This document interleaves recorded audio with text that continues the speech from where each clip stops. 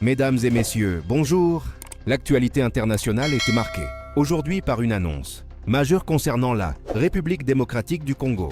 L'Afrique du Sud a officiellement décidé de retirer ses troupes, engagées dans la mission de maintien de la paix en RDC, après plus de 20 ans de présence sur le terrain.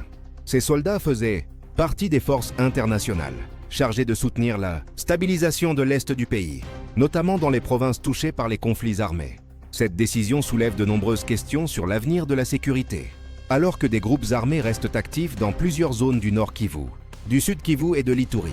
Les autorités sud-africaines évoquent des raisons stratégiques et une réorganisation de leurs engagements militaires à l'étranger.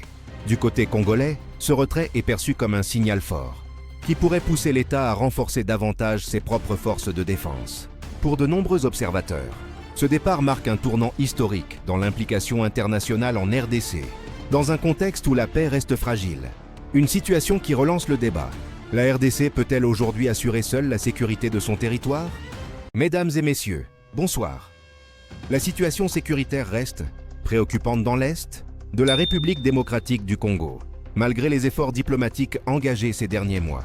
Dans les provinces du Nord Kivu, du Sud Kivu et de l'Ituri, plusieurs groupes armés continuent d'occuper certaines zones, provoquant des déplacements massifs de population et une insécurité persistante. Les accords de paix signés entre les gouvernements de la région ont permis une baisse relative des affrontements directs, mais sur le terrain, les civils continuent de vivre dans la peur, l'incertitude et la précarité. Des milliers de familles ont été contraintes de fuir leur village, cherchant refuge dans des camps improvisés, souvent sans accès suffisant à l'eau, à la nourriture et aux soins de santé. Les autorités congolaises affirment poursuivre les opérations diplomatiques et militaires pour restaurer l'autorité de l'État, tandis que la communauté internationale appelle à une solution durable et inclusive. Mais pour de nombreux habitants de l'Est du pays, la paix reste encore une promesse, et non une réalité quotidienne. Un calme fragile, dans une région qui continue d'attendre la stabilité, la sécurité et l'espoir d'un avenir meilleur. Mesdames et messieurs, bonsoir. L'actualité internationale nous conduit aujourd'hui à Washington, aux États-Unis, où s'est tenu un moment inédit dans l'histoire diplomatique contemporaine. Devant le président américain Donald Trump, plusieurs chefs d'État africains ont assisté à une prière symbolique, consacrée à la paix, à la stabilité et à la responsabilité des dirigeants du monde. Une prière présentée comme historique, adressée non seulement aux nations, mais aussi aux consciences des présidents. Voici le texte intégral de cette prière.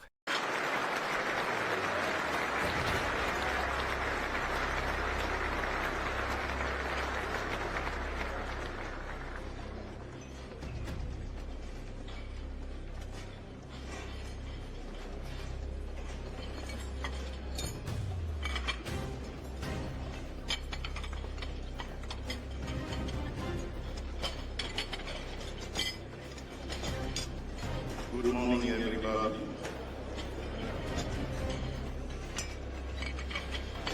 Voilà, je tiens à remercier le président Donald Trump pour l'accueil qui m'a été réservé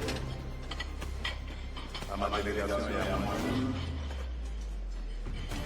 Et je tiens à remercier les organisateurs pour leur invitation et surtout l'honneur qu'ils me font de pouvoir être le premier chef d'État africain à adresser une prière lors de cet événement mondialement connu.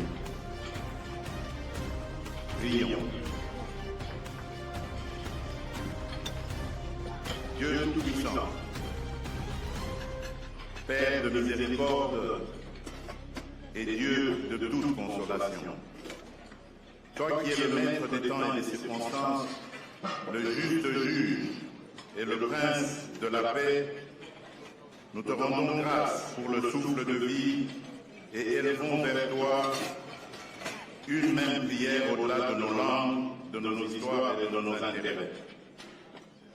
Partant de cette considération, nous nous appuyons sur cette parole tirée de l'Évangile selon Matthieu, au chapitre 5, verset 9.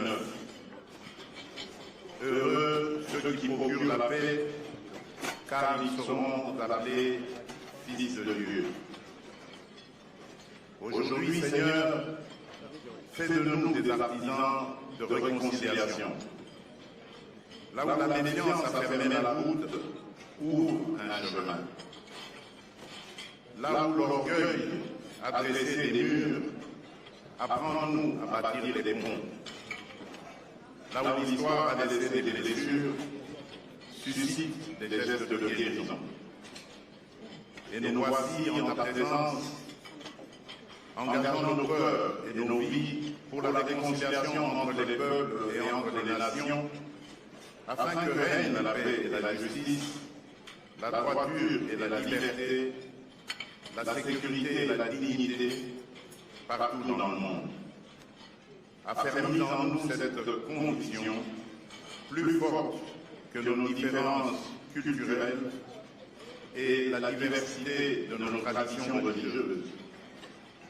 Il existe en chaque être humain une lueur intérieure, une étincelle divine qui fonde